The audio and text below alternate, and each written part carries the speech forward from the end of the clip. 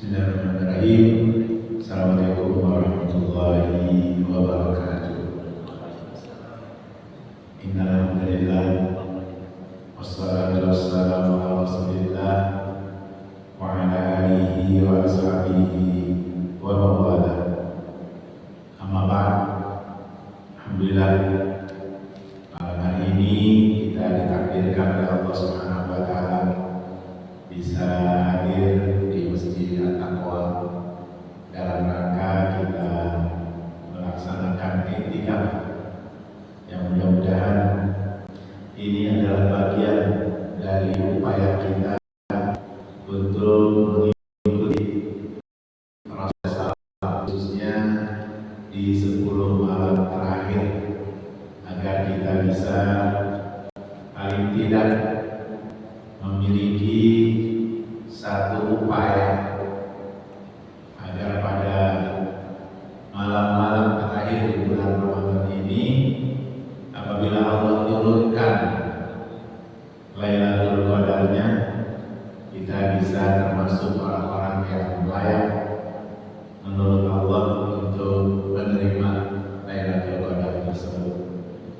Salawat dan salam tak lupa kita mohonkan agar dilimpah curahkan kepada Nabi besar Muhammad SAW beserta keluarganya, para sahabatnya, para tabi'in, para tabi'in, dan juga kepada kita umatnya yang terus berusaha untuk mengikuti ajaran-ajarannya.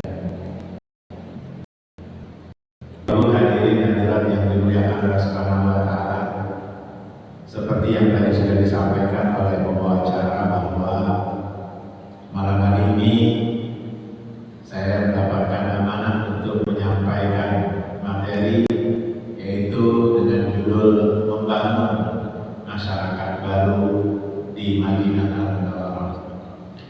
Tentu saja apabila kita membahas tentang bagaimana Rasulullah membangun masyarakat baru di kota Madinah Al-Munawwarah, ini erat kaitannya dengan hijrah Rasulullah SAW beserta para sahabatnya dari kota Makkah menuju ke Madinah Al-Munawwarah. Bahkan beberapa sahabat Rasulullah pernah juga melakukan hijrah ke Habasyah sampai 2 kali. Dan Rasulullah pun sebelum ke Madinah sempat untuk melakukan hijrah, mencoba untuk membangun kembali silaturahim ke warga Taif, tempat di mana masa kecil beliau dahulu dibesarkan di kota Taif. Namun ternyata baik Habasyah maupun Taif belum termasuk tempat yang cocok sebagai tempat di mana dakwah Islamnya akan berkembang. Tetapi ternyata dengan perantaraan Bai'atul Aqabah, baik yang pertama maupun yang kedua, maka akhirnya Rasulullah SAW mengutus duta pertamanya, Mus'ab bin Umair, ke Madinah Al-Munawwarah dan mendapatkan sambutan yang luar biasa dari penduduk Madinah maupun dari kabilah Aus maupun dari kabilah Khazraj, yang mereka semuanya berjanji akan dilindungi Allah ketika Allah ada di Madinah, sebagaimana mereka melindungi keluarga mereka sendiri. Nah, oleh karena itu akhirnya Rasulullah SAW pun melakukan perjalanan hijrah dari Makkah menuju ke Madinah Al-Munawwarah, yang pada saat itu sebagaimana yang kita baca di dalam sirah Nabi besar Muhammad SAW, begitu sangat mencekam kondisi di mana Rasulullah akan melakukan perjalanan hijrah ke Madinah. Di hari Kamis, orang-orang kafir Quraisy bermusyawarah di Darul Nadwah, di rumah kalau bahasa kitanya adalah sebagai dewan perwakilan rakyatnya orang-orang kafir Quraisy yang namanya Darun Nadwah. Di sana mereka berkumpul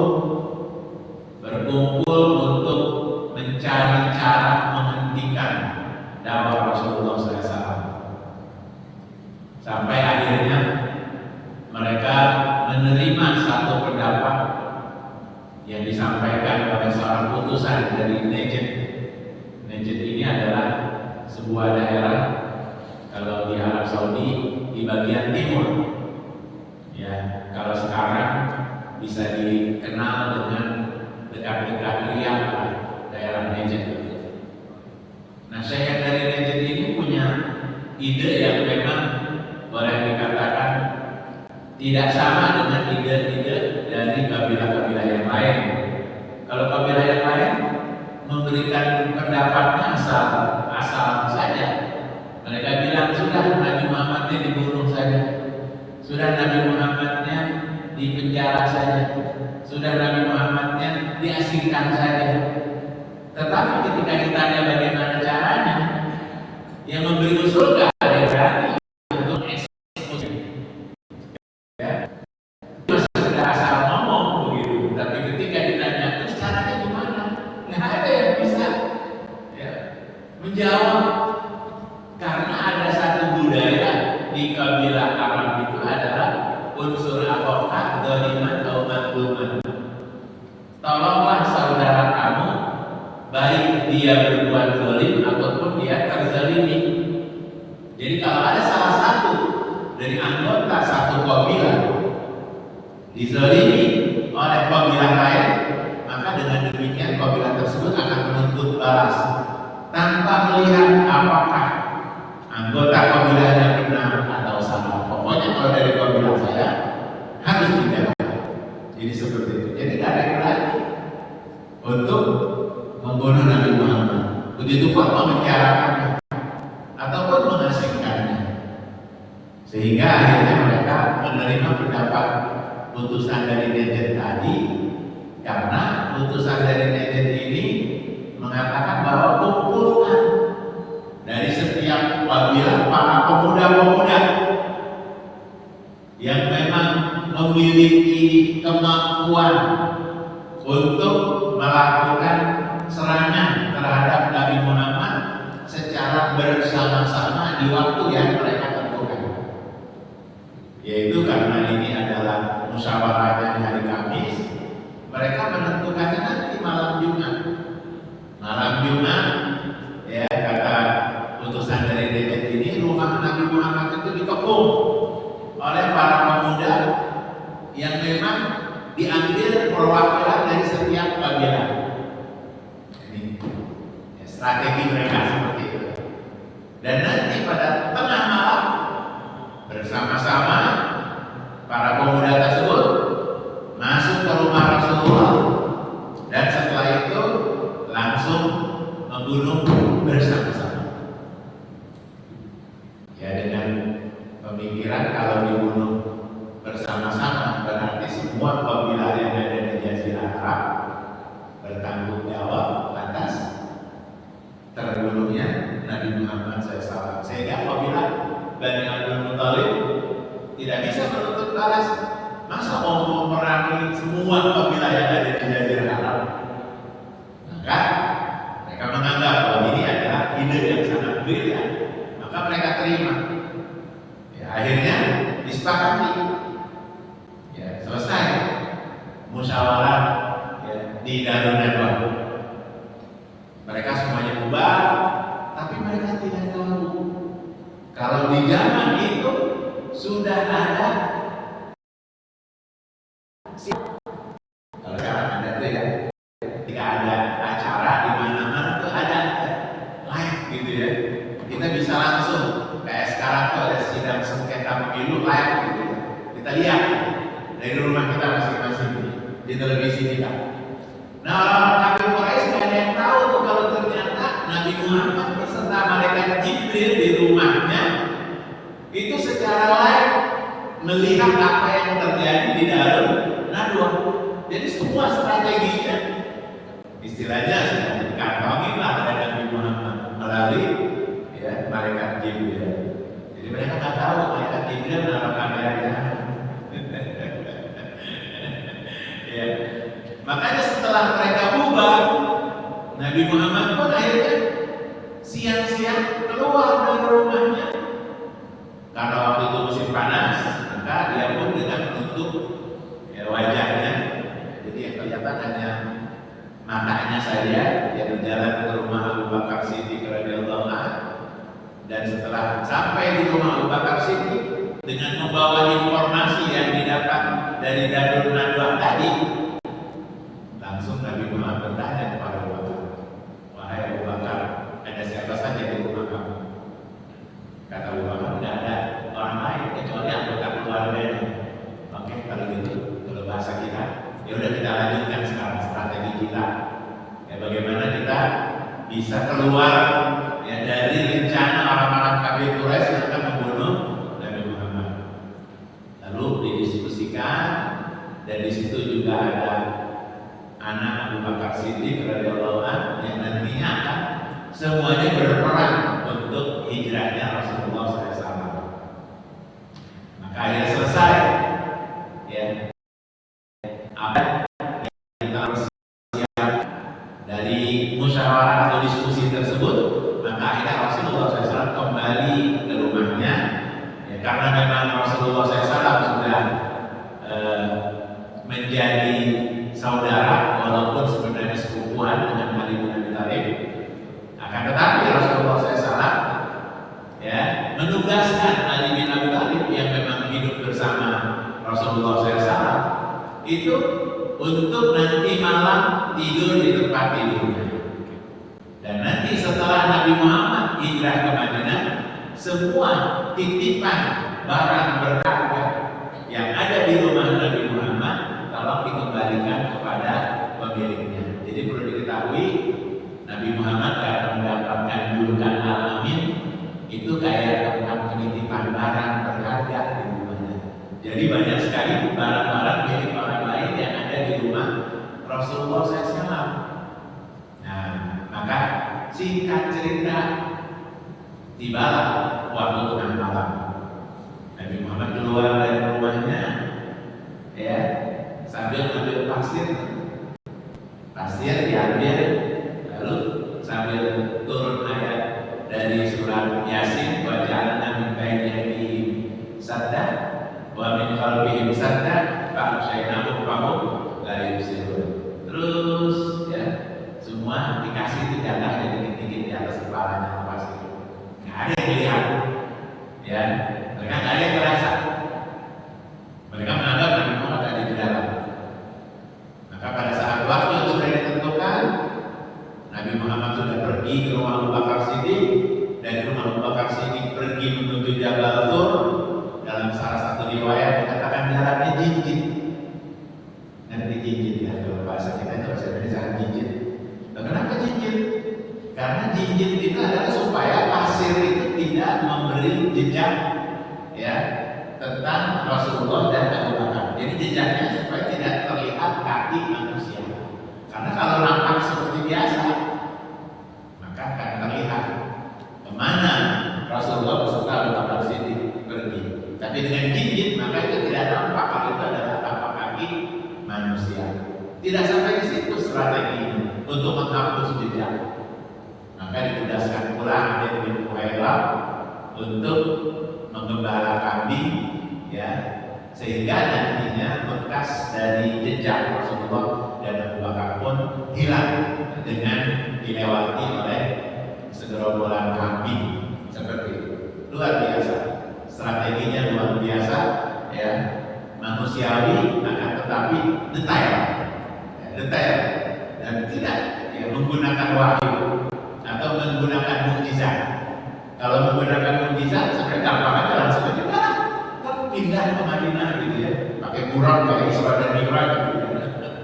Tapi karena Nabi Muhammad mukjizatnya itu memangnya adalah untuk kita ikuti, maka banyak sekali ya, dalam beberapa perjalanan dakwah Nabi Muhammad tidak menggunakan mukjizat, tetapi Tapi mujizat yang justru sampai sekarang kekal dan abadi yang kita bisa pakai adalah Al-Quranul Karim. Baik, ya, singkat perjalanan Rasulullah SAW ya, dari Abu Bakar sampai ke Jabal Tur, lalu di sana mengatur strategi ya, selama 3 hari 3 malam. Saya punya dosen ahli sejarah yang tidak mau mengatakan bahwa Rasulullah itu sembunyi, bukan. Jadi pembahasannya pun selalu diganti, ya, itu bukan sembunyi, tapi mengatur strategi. Karena memang suasana masih panas di Kota Mekah. Ya, jadi bukan yang bersembunyi, tapi mengatur strategi agar bisa hijrah dengan aman, seperti itu. Maka akhirnya Rasulullah SAW menegaskan, ya, anak Abu Bakar Siddiq yaitu Abdullah ibn Abu Bakar Siddiq itu adalah sebagai informan. Siang hari berkumpul bersama penduduk. Maka untuk mengetahui apa yang terjadi pasca Rasulullah dan Abu Bakar menghilang, ya, maka Abdullah bin Abu Bakar menyampaikan informasinya kepada Rasulullah dan Abu Bakar. Lalu Rasulullah dan Abu Bakar di atas Jabal Sur juga perlu makan. Ya, maka ditugaskan pula Asma binti Abu Bakar Siddiq untuk menghantar makanan. Ya, walaupun sebelumnya pada siang harinya Asma ini mengalami kekerasan fisik yang luar biasa dari Abu Jahal dan Abu Lahab yang panik ketika Rasulullah menghilang.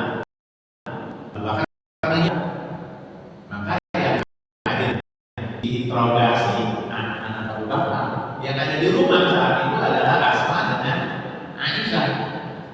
Tapi kedua-duanya tutup mulut, nggak ada yang buka kemana Rasulullah beserta Abu Bakar pergi. Nah, akhirnya Abu Jahal ya, dan Abu Lahab marah sampai menempeleng Asma ya, dalam salah satu riwayat sampai antingnya atau kalungnya itu lepas. Betapa kerasnya tempelengan ya, dari Abu Lahab atau Abu Jahal tersebut. Akhirnya Rasulullah SAW ya, dengan mudah mengatur strateginya di Jabal Sur, dan Asma binti Abu Bakar Siddiq juga mengantar makanan ke sana. Tidak ada yang mencurigai. Tidak ada yang mencurigai Asma ini memiliki tugas mengantar makanan. Yang pertama wanita, yang kedua lagi hamil. Hamilnya sudah 7 bulanan. Jadi boleh dikatakan hamil besar gitu. Jadi kalaupun dia mau pergi kemanapun orang nggak akan ada yang menyangka gitu ya, kalau dia bakal menjumpai Rasulullah dan Abu Bakar, apalagi sambil bawa makanan. Tapi ternyata dengan ya, Asma yang ditugaskan aman. Akhirnya Rasulullah dan Abu Bakar mendapatkan makanan yang dibutuhkan. Ya. Dan berlalulah dengan orang-orang kafir Quraisy tidak menemukan Nabi Muhammad dan Abu Bakar Siddiq radhiyallahu anhu, sehingga Rasulullah SAW berangkat pada Senin pagi menuju ke Madinah Al-Munawwarah. Berangkat dengan tenang, walaupun dalam riwayat akhirnya ketemu dengan Suraqah ibn Malik, tapi bisa diselesaikan ya, dengan membuat perjanjian. Perjanjiannya waktu itu ya, karena Suraqah ibn Malik ngotot sampai 3 kali mencoba untuk membunuh Nabi Muhammad, tapi akhirnya dia nyerah. Tapi dia nyerah pengennya ada perjanjian, ya. Nggak mau dia nyerah gratis. Nyerahnya pakai perjanjian. Ditulis sama apa maunya, ya. Lalu maunya Suraqah katanya kalau nanti Persia ditaklukkan, dia minta mahkota Kaisar Persia. Ya. Jangan mengganggu permintaannya mahkota. Kalau kita mahkota raja kira-kira harganya berapa ya? Ya luar biasa lah itu ya, nggak ternilai harganya. Nah, Wahsy pun memang Wahsy. Suraqah akhirnya pun masuk Islam. Namun pada zaman Nabi Muhammad, Persia ditaklukkan belum? Pada zaman Abu Bakar belum. Artinya adakah saksi selain Suraqah yang menulis suratnya Abu Bakar sudah wafat, Nabi Muhammad sudah tidak ada saksi. Dan justru Persia ditaklukkan pada zaman Umar bin Khattab. Pada saat Persia ditaklukkan, maka Surabaya mengeluarkan surat sakti. Ya, wahai Amirul Mukminin, saya kalau kata kita ini saya punya surat sakti. Ya, tolong, ya mungkin kalau bahasa kita dibaca isinya, pas dibaca sama Umar bin Khattab, kaget Umar bin Khattab. Ya, karena yang namanya mahkota ini kalau diserahkan ke Surabaya bin Malik, kira-kira berapa kerugian Baitul Mal itu kan? Harusnya ya menjadi tambahan harta Baitul Mal ini berkurang satu, dan itu paling mahal mahkota. Tapi karena di situ ditulis ya memang betul dan distempel oleh cincin Nabi Muhammad yang memang ada tulisan Muhammad Rasulullahnya, dan Umar bin Khattab juga kenal itu tulisan Abu Bakar Siddiq radhiyallahu anhu. Ya mau tidak mau diserahkanlah mahkotanya kepada Suraqah ibn Malik, dan dalam salah satu riwayat maka akhirnya mahkota tersebut dipakai oleh Suraqah ibn Malik. Dipakai ya, kaisar bukan, raja bukan, dipakai gitu ya. Tapi apa yang jadi bisa pakai? Mungkin kalau bahasa kita di sekarang di kota dulu jepret gitu ya. Terus diupload dulu di media sosial. Setelah itu dilepasin lagi, dikembalikan ke Amirul Mukminin, dikembalikan lagi ke Baitul Mal. Udah dikuasai sama dia, walaupun dia punya surat saksi. Jadi seperti itu. Itu sedikit ya ceritanya. Karena kalau tadi bikin cerita ngantuk ya. Saya tadi udah bingung nih gimana caranya supaya nggak ada ngantuk. Nah akhirnya apa? Rasulullah lanjutkan perjalanan. Ya perjalanan sampai akhirnya ke Madinah Al-Munawwarah dalam waktu banyak yang ahli sejarah yang mengatakan 8 hari. 8 hari itu dari Senin ke Senin. Berangkat dari Jabal Sur Senin dan sampai di Kuba Senin. Ya, maka akhirnya Rasulullah SAW ya berdiam di Kuba Selasa, Rabu, Kamis. 3 hari berada di Kuba, yang dilakukan adalah membangun masjid. Hari Jumatnya baru Rasulullah SAW berangkat dari Kuba menuju ke Madinah Al-Munawwarah. Dekat, sekitar ya 3 sampai 4 km. Kalau kita jalan kaki pun ya paling cuma sekitar 30 menitan. Kalau sekarang jalannya udah lurus ya, dan sangat bagus. Apalagi udah disiapin mobil golf kalau sekarang cukup bayar 10 real, 15 real udah bisa sampai ke Masjid Kuba. Jadi, nah dalam perjalanan barulah Allah menurunkan perintah untuk sholat Jumat. Akhirnya Rasulullah melakukan sholat Jumat di perjalanan.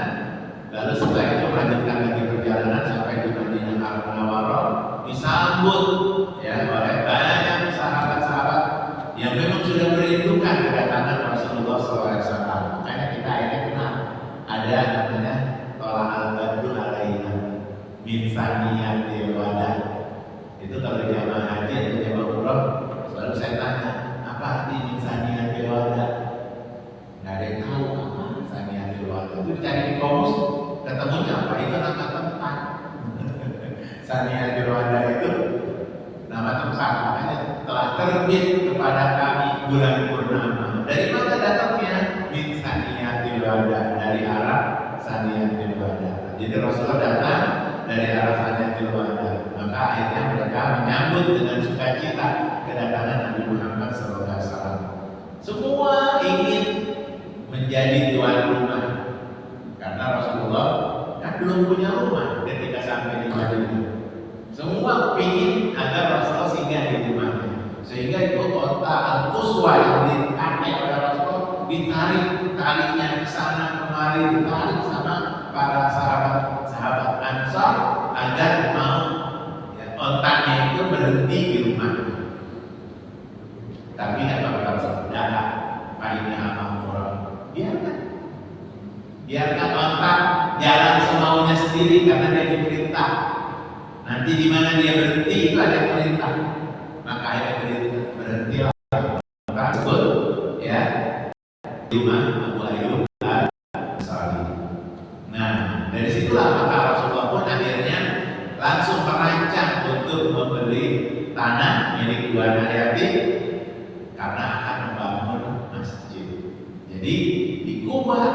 Rasulullah membangun masjid, dan sampai di Madinah Rasulullah juga membangun masjid. Itu yang pertama kali dilakukan. Nah, mari mulai kita sekarang bicara tentang masjid. Ya, tadi dalam kultum ketika taraweh saya sudah menyampaikan, ya, kalau ada hadis yang memang dalam salah satu riwayat itu hadis yang baik, tetapi diperkuat dengan hadis lain yang sudah diteliti kalau ternyata sanadnya itu adalah hasan. Ya, saya ulangi, mungkin tadi juga ada yang tidak ikut sholat taraweh bersama kita di sini. Hadisnya adalah hadis kursi. Man tawadda fi baitihi, barang siapa yang berwudu di rumahnya, fa ahsana wudu, dan wudunya sempurna, summa masjid, kemudian mendatangi masjid, fa huwa zalilullah ta'ala, maka sesungguhnya dia sedang bertamu kepada Allah Subhanahu wa ta'ala. Karena masjid ini adalah baitullah, karena masjid ini adalah rumahnya Allah. Berarti ketika kita datang ke rumah ke masjid, berarti kita datang ke rumah Allah Subhanahu wa ta'ala. Ya. Lalu yang berikutnya, wa haqqu 'ala muzawwir ay yukrima zahirahu, dan menjadi kewajiban tuan rumah untuk memuliakan tamunya. Jadi kita sekarang bertamu, ya, bertamu di rumah Allah Subhanahu wa ta'ala, maka insya Allah tidak akan pernah mengingkari janjinya. Kita akan dimuliakan oleh Allah Subhanahu wa ta'ala. Amin ya rabbal alamin. Nah, oleh karena itu masjid dibangun oleh Rasulullah SAW karena memang memiliki sekian banyak, ya, kebutuhan pada zaman itu, pada masa itu.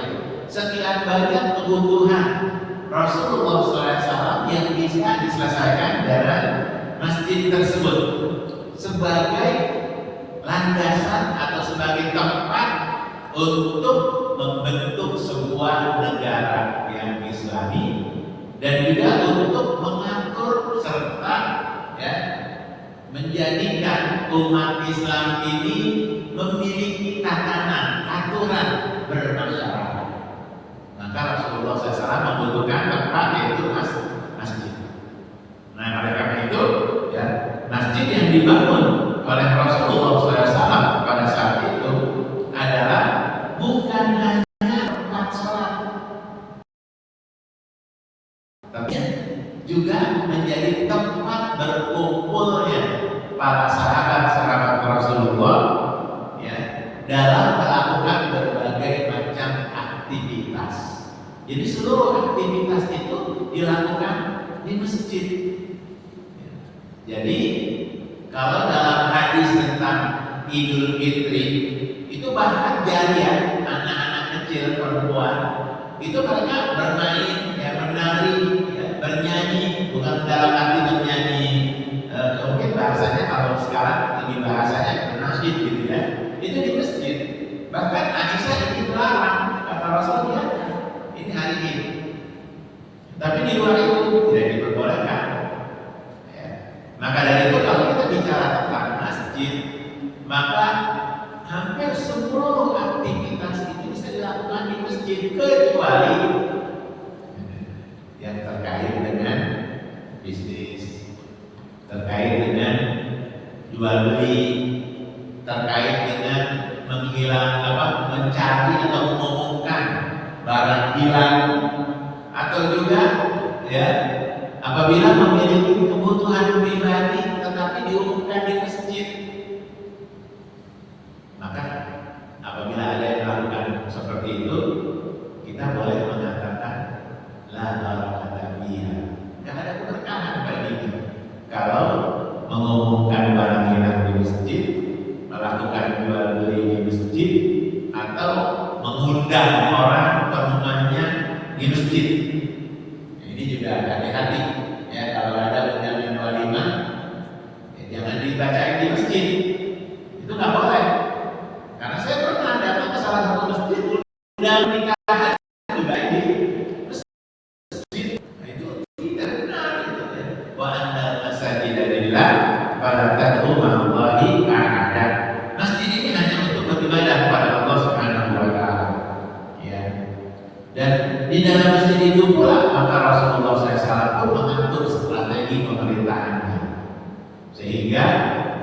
seperti yang tadi sudah saya katakan, di dalam masjid Rasulullah SAW berpolitik. Jadi kalau kita dilarang berpolitik di masjid, ini ngikutin siapa? Ya. Karena sebenarnya politik ini bagian dari Islam yang tidak bisa dipisahkan dari kehidupan umat Islam. Nah, kalau politik dipisahkan dari kehidupan umat Islam, padahal semua urusan kita itu adanya dalam kebijakan politik. Nabi Muhammad dahulu dalam berbagai macam permasalahan umat itu kan diselesaikan di masjid. Ketika ditanya, diselesaikan di masjid, dijawab di masjid. Ya, dan itu bukan cuma permasalahan yang bersifat akidah atau yang bersifat ibadah, tapi bersifat bisnis pun ketika ditanyakan di masjid boleh, tapi kita lakukan mengajarkan syariat Islam. Tapi kalau transaksinya di masjid tidak diperbolehkan. Ya. Nah, karena itu kalau kita bicara bahwa masjid ini adalah bukan hanya tempat salat, mudah-mudahan kita pun nanti bisa mengikuti jejak Rasulullah SAW, menjadikan masjid ya menjadi pusat dari berbagai macam aktivitas harian kita. Jadi sentral kehidupan kita. Mudah-mudahan bisa miniaturnya kota Mekah atau kota Madinah yang istilahnya itu kota nggak ada matinya, 24 jam nggak ada matinya. Semua ya, sisi semua kota itu hidup di kota Mekah. Tokonya nggak tutup, ya, masjidnya nggak tutup, ya, restorannya nggak tutup, transportasinya nggak berhenti, semuanya 24 jam itu benar-benar berputar kehidupan. Mungkin bahasa Arab sekarang nggak ada matinya, baik Mekah maupun Madinah, apalagi musim Ramadan seperti sekarang ini.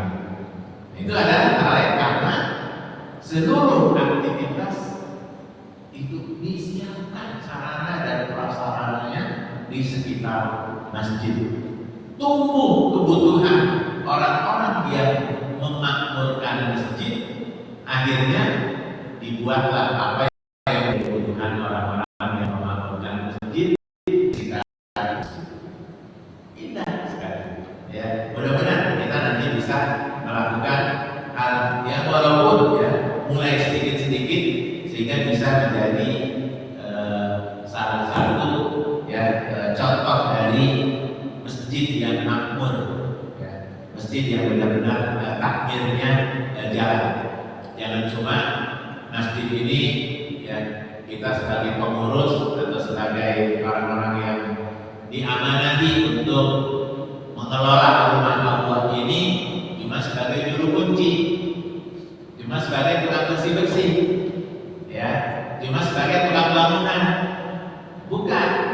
Tapi kita di sini adalah sebagai seorang manajer yang bisa membuat masjid ini memiliki kegiatan-kegiatan yang bermanfaat ya, untuk diri pengurusnya sendiri maupun untuk masyarakat yang ada di sekitarnya. Ya. Jadi sekali lagi yang ingin saya garis bawahi di sini adalah bahwa masjid pusat dari seluruh aktivitas yang kita lakukan dalam keseharian kita, yang kita butuhkan. Jadi tidak ada istilahnya ya memisahkan antara urusan dunia dengan urusan akhirat. Jadi semuanya dibahas di masjid. Baik Bapak Ibu hadirin hadirat yang dimuliakan Allah Subhanahu wa taala. Nah, untuk itu ya kalau kita bicara tentang masjid yang sudah memiliki tata kelola yang baik, maka banyak sekali ya, banyak sekali yang sudah memiliki tata kelola yang baik. Saya berusaha mencari referensi melalui ya googling aja. Ternyata luar biasa banyak sudah masjid yang memiliki manajemen yang baik, dan ternyata mereka memiliki apa namanya kemudahan-kemudahan yang Allah berikan, kemudahan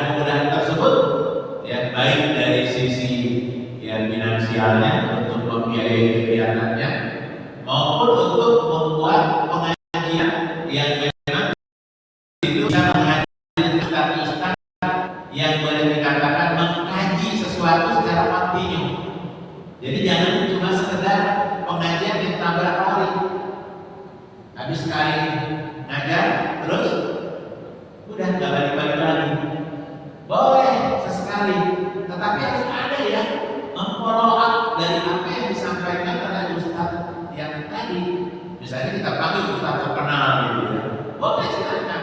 Tetapi setelah itu dari apa yang disampaikan oleh ustadz terkenal tadi akan perlu di follow up oleh ya pengurus di sini dengan mencari ustadz ataupun guru yang bisa terus ya melanjutkan apa yang sudah diawali oleh penceramah yang didatangkan dari luar. Jadi jangan sampai selesai ceramah dari luar sepi lagi masjidnya. Jadi itu yang banyak terjadi. Ya. Ada peringatan dari besar Islam, ramai gitu. Selesai, jangankan sih besoknya, sholat subuhnya aja langsung sepi. Kenapa? Karena acaranya kan malam PD2, PD3, giliran waktu subuh pada siangan. Jangankan hari berikutnya, sholat subuhnya aja banyak yang kesiangan. Nah maka itu mudah-mudahan sekali lagi ya kita bisa menjadi paling tidak ya ada upaya maksimal ya, dari yang kita lakukan bisa menjadi contoh buat masjid yang ada di sekitar kita. Ini alhamdulillah dari mulai obrolan-obrolan kita itikaf tahun lalu ya akhirnya sudah jadi itikaf yang seperti ini ya. Luar biasa. Berarti tahun depan kalau sekarang misalnya ada 20-30 orang, kalau tahun depan nggak jadi 60 orang, nggak jadi 100 orang, ini panitianya yang harus diapain ini kalau berarti kan publikasinya mungkin kurang. Ustadz-ustadznya mungkin jangan kayak saya lagi, harus yang lebih bagus lagi, yang bisa narik orang gitu ya. Jangan yang ustadz istilahnya levelnya sekelurahan ini gitu ya. Harus ada yang dikit ustadz yang dipanggil sehingga bisa menarik orang untuk hadir lebih banyak lagi. Ya. Jadi seperti itu. Jadi insya Allah mudah-mudahan ini yang menjadi keinginan kita semua. Ya.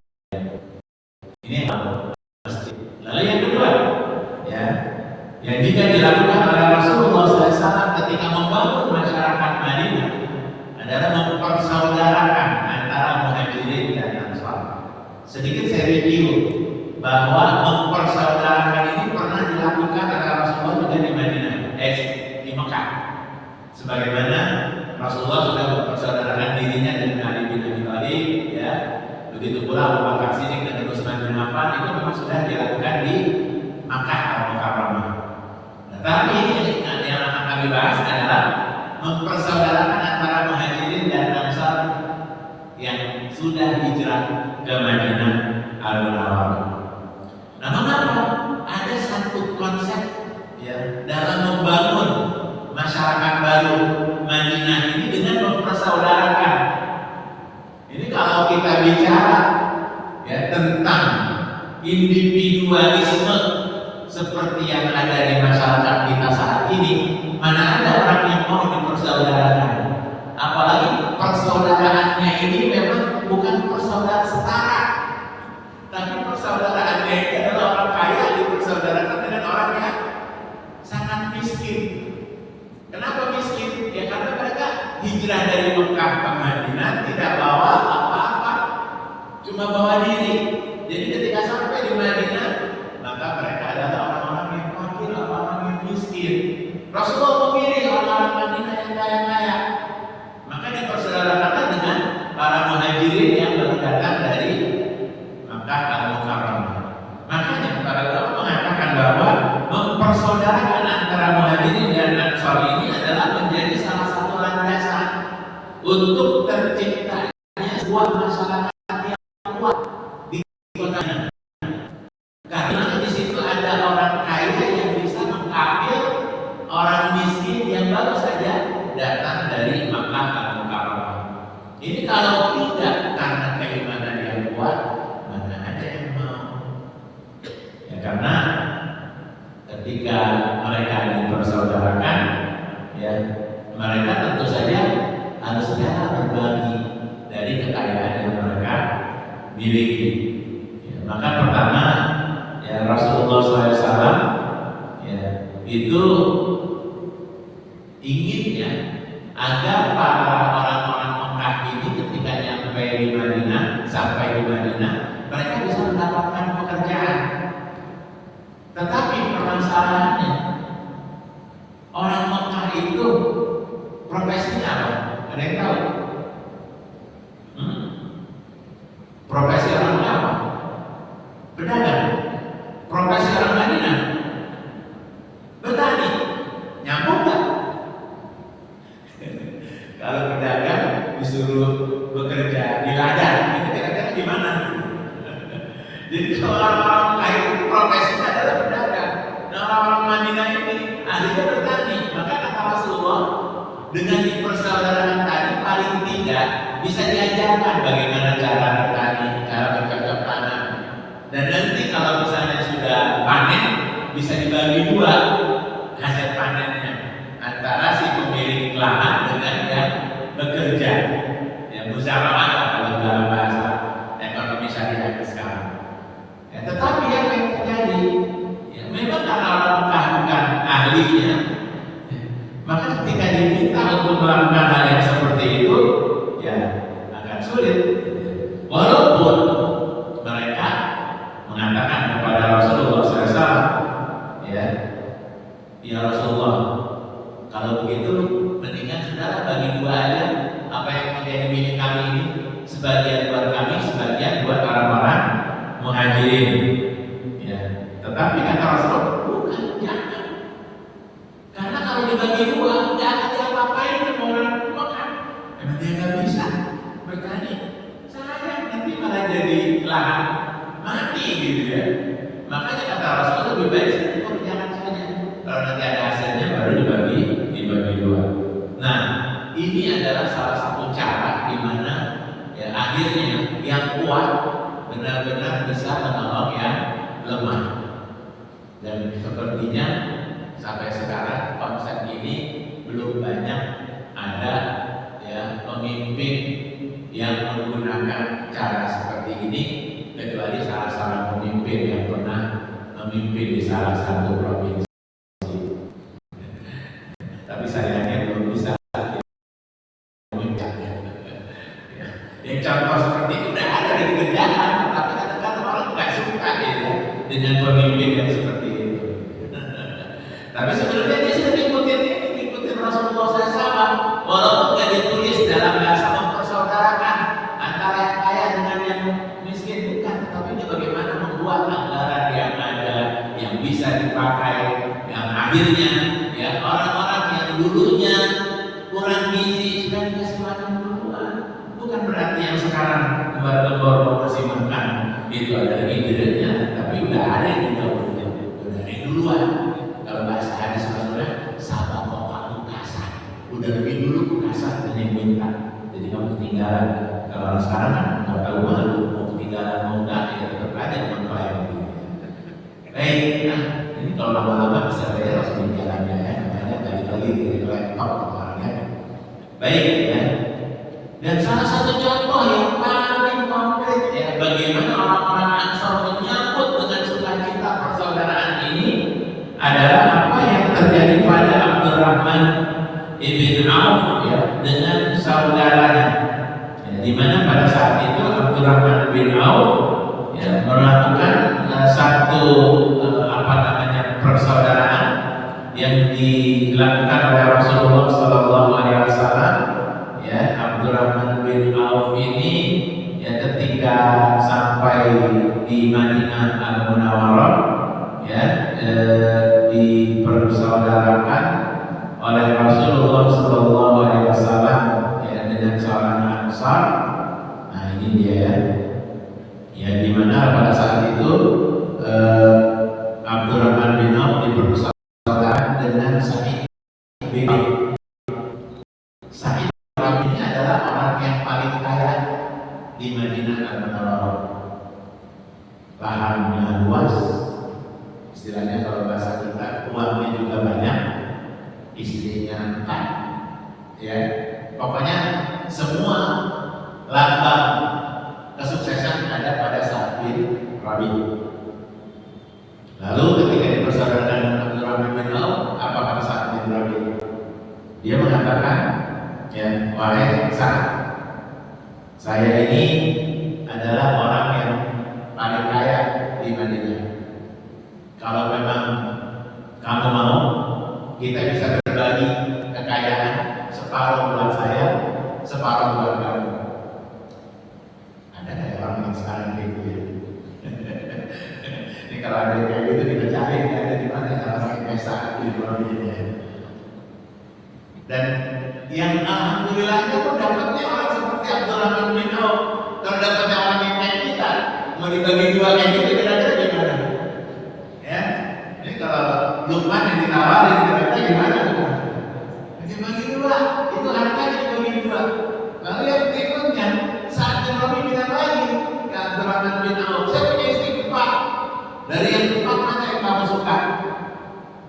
Saya akan ceraikan. Nanti setelah idahnya kamu nikahin. Coba, mana ada orang yang mau berbagi sampai dengan hal-hal yang sangat-sangat pribadi seperti itu. Ya. Nah, karena yang ditawarin itu orang soleh, nggak haji mumpung kalau kata kita namanya. Kalau kita makanya ada istilah haji mumpung ya. Wah, ini kata kesempatan belum tentu datang 2 kali. Ini kesempatan datang langsung ambil aja, gitu ya. Tidak bagi Abdurrahman bin Auf. Tapi dia mengatakan bahwa apa kata Abdurrahman bin Auf? Nggak perlu, lah hajat tadi. Enggak, saya nggak butuh itu, kata Abdurrahman bin Auf. Lalu apa yang dibutuhkan oleh Abdurrahman bin Auf? Dia mengatakan, kata Abdurrahman bin Auf, saya ini butuh cuma di mana pasar. Ya, maka kata Sa'ad bin Arabi, pasar itu ada di sana tuh. Ya, di pasarnya Bani Quraidah. Ya. Lalu ditujukan ke sana, maka Abdurrahman bin Auf menjual makanan yang asalnya dari bahan dasarnya dari susu. Ya, dia buat menjadi makanan, akhirnya dia pakai keuntungan dari bisnis dia. Hitungan hari, hitungan pekan, hitungan bulan. Akhirnya Abdurrahman bin Auf sudah memiliki dana yang cukup. Lalu dia tertarik pada seorang wanita dari Ansar. Maka akhirnya dia lapor kepada Rasulullah, ya Rasulullah, aku sekarang sudah punya uang, ya, pengen menikah, dan aku sudah punya calonnya dari orang Ansar. Kata Rasulullah, ya sudah, ya, menikahlah, tapi jangan lupa. Apa pesan Rasulullah? Adakan wanita, ya, kan aulin walau bisa. Itu juga salah satunya diucapkan Rasulullah kepada Abdurrahman bin Auf. Lakukan, ya, walimah walaupun hanya menyembelih 1 ekor kambing. Itu kesaksian Abdurrahman bin Auf yang akhirnya memiliki harta yang luar biasa sampai keturunannya pun tidak bisa menghabiskan ya dari kekayaan yang dimiliki oleh Abdurrahman bin Auf. Sedikit cerita tentang Abdurrahman bin Auf yang gagal miskin. Bahasa kita ini gagal miskin. Ya. Ada orang pengen kaya, tapi Abdurrahman bin Auf pengen miskin. Gagal dia menjadi orang miskin. Logika dia pada saat panen, ya, ada kegagalan panen korma di Madinah sehingga korma pada busuk. Dia beli semua korma busuk dengan harga yang tinggi, dengan uang yang dia punya supaya uangnya habis. Akhirnya dia beli semua korma busuk yang dikumpulkan, ditaruh di gudangnya. Baru selesai transaksi dan baru semua barang masuk ke gudang, datang utusan dari negeri Yaman. Mereka mencari korma busuk sebanyak-banyaknya karena di Yaman sedang ada wabah yang hanya bisa diobati dengan korma busuk, dan mereka akan beli beberapa lipat harga dari harga normalnya. Abdurrahman bin Auf menjadi orang miskin. Dan asalnya duitnya sudah habis, akhirnya datang lagi berlipat-lipat. Dan itulah Abdurrahman bin Auf. Walaupun ya, dari sisi kekayaannya tidak bisa mengalahkan Utsman bin Affan yang memang sampai saat ini rekeningnya masih ada, gedungnya masih ada. Ya, Utsman bin Affan sampai sekarang wakafnya masih terus mengalir. Padahal sudah 15 abad yang lalu sampai sekarang, dan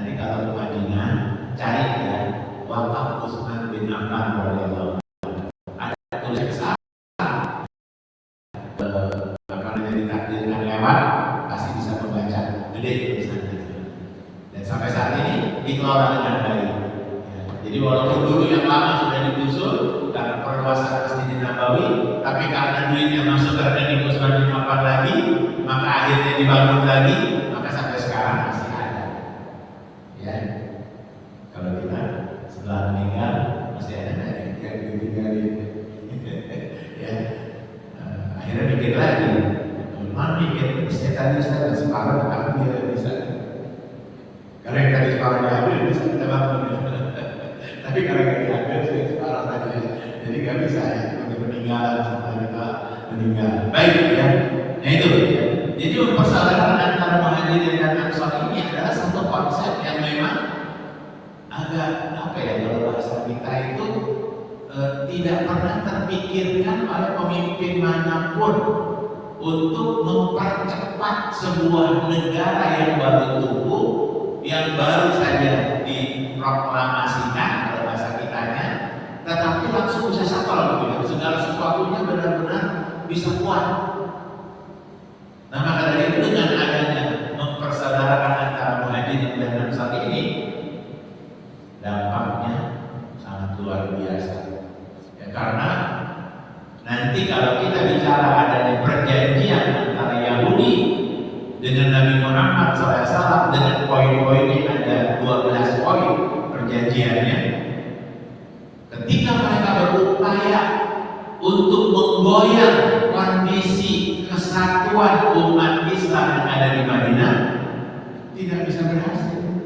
Karena memang sudah sangat kuat bagaimana Rasulullah menghimpun ya kekuatan internal umat Islam yang terdiri dari Muhajirin dan Ansar, dan Ansar sendiri yang terdiri dari Aus dan Khazraj yang sebelumnya bermusuhan berabad-abad, tetapi dengan datangnya Rasulullah mereka akhirnya bisa bersatu dan benar-benar menyatu dengan Muhajirin, dan itu akhirnya tidak bisa digoyahkan dengan isu apapun yang dilontarkan oleh orang-orang Yahudi. Nah, oleh karena itu sangat menarik ya kalau konsep seperti ini bisa kembali dihidupkan.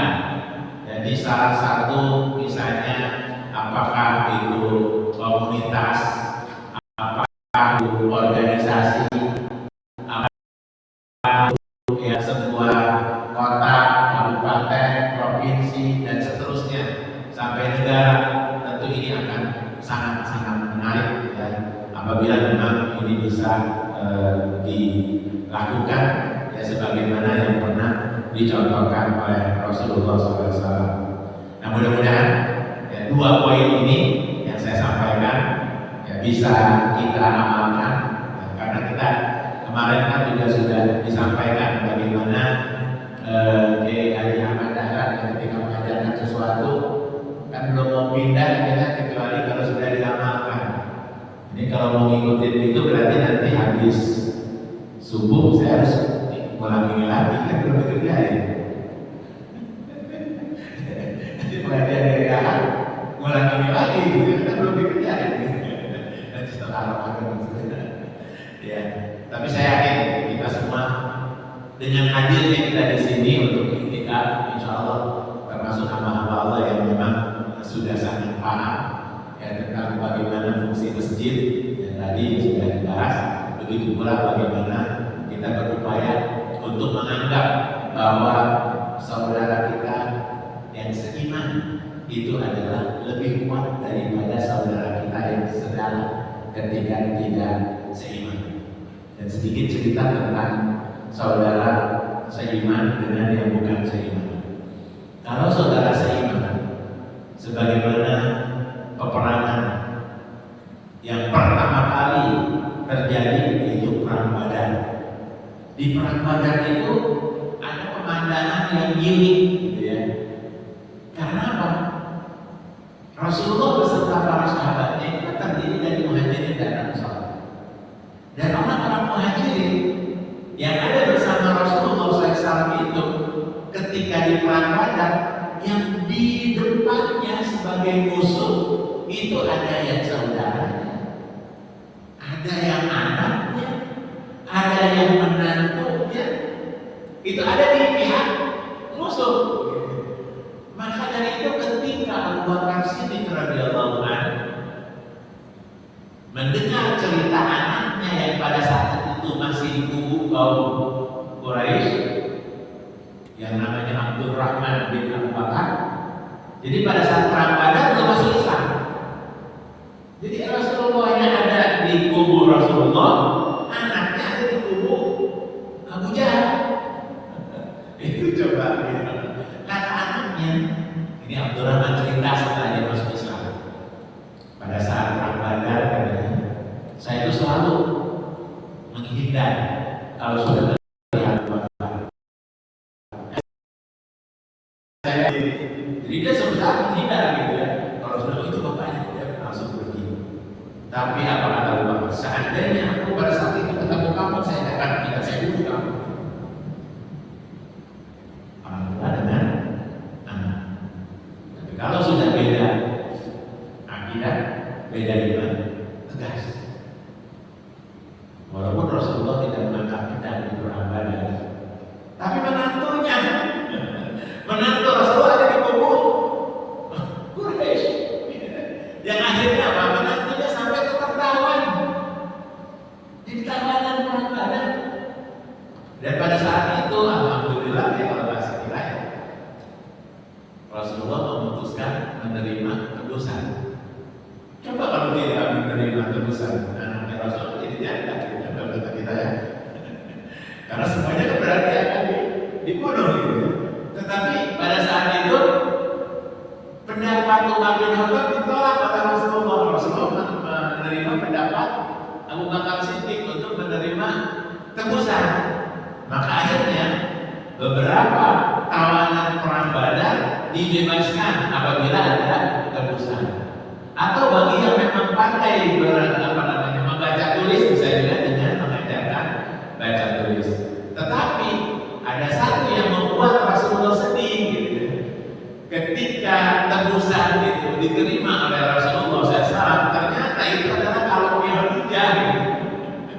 Kalungnya Khadijah yang dipakai tebusan ya, untuk menebus menantunya Rasulullah SAW. Betapa sedihnya Rasulullah ketika melihat hal tersebut ya. Dan inilah yang membuat akhirnya ya, Rasulullah SAW pun ya, memilih jalan yang memang itu di awal peperangan belum begitu banyak ya, wahyu yang turun terkait dengan hukum perang. Makanya baru turun ya selalu ada anfal, qulil anfal lillahi wa rasul dan seterusnya.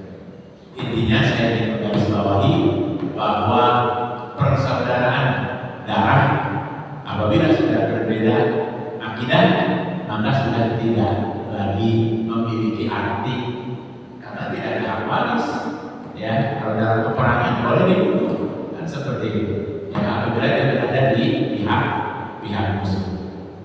Nah, mudah-mudahan ini bisa menjadi pengingat buat kita semua agar lebih banyak memperhatikan saudara-saudara kita yang memang memiliki akidah yang sama, ya, iman yang sama dengan kita.